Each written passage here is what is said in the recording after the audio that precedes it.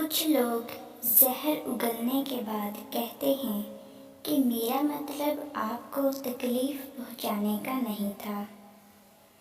کسی کو برباد کرنے کی سوچ آپ کی بربادی کے لیے کافی ہے۔ حسد کرنے والے کے لیے بد دعا کی ضرورت نہیں، وہ تو پہلے ہی حسد کی آگ میں جل رہا ہوتا ہے۔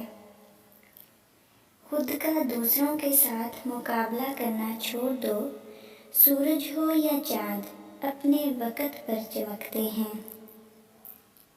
جب لوگ آپ کا مقابلہ نہیں کر سکتے، وہ آپ سے نفرت کرنے لگ جاتے ہیں۔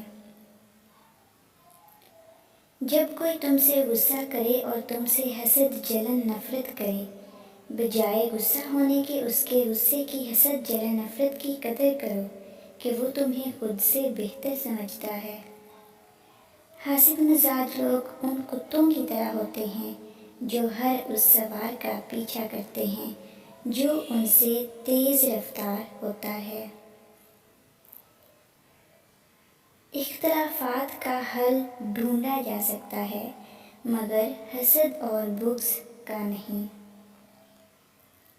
انسان کی ساری صلاحیتوں کو جلا کر راکھ کر دینے کے لیے صرف حسد کی آگ کافی ہے۔ حسد وہ واحد خزانہ ہے جس کے پاس جتنا زیادہ ہو وہ اتنا غریب ہے۔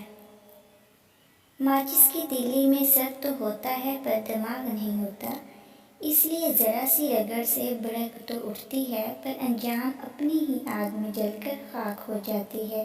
حاسد کا بھی کچھ ایسا ہی حال ہے۔